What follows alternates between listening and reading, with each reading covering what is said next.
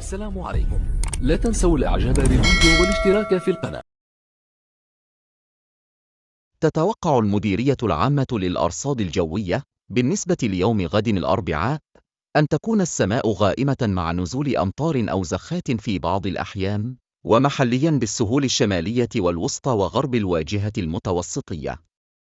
كما يرتقب تساقط بعض القطرات المطرية المتفرقة ستهم النصف الشمالي الغربي للأقاليم الجنوبية والريف والأطلسين الكبير والمتوسط. وسيلاحظ أيضاً تسجيل هبات رياح أحياناً قوية نوعاً ما بالسهول الشمالية والوسطى وبالأقاليم الجنوبية، فضلاً عن تشكل كتل ضبابية محلية بالقرب من السواحل خلال الصباح. وستتراوح درجات الحرارة الدنيا ما بين 13 درجات بمرتفعات الأطلس، وما بين 6 و13 درجة بكل من المنطقة الشرقية والجنوب الشرقي وبالواجهة المتوسطية ومنطقة السايس، وستكون ما بين 10 و17 درجة فيما تبقى من ربوع المملكة.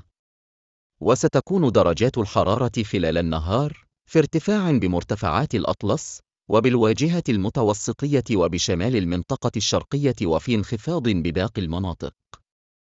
أما البحر فسيكون هادئاً إلى قليل الهيجان بالواجهة المتوسطية وبالبوغاز، وقليل الهيجان إلى هائج على طول الساحل الأطلسي.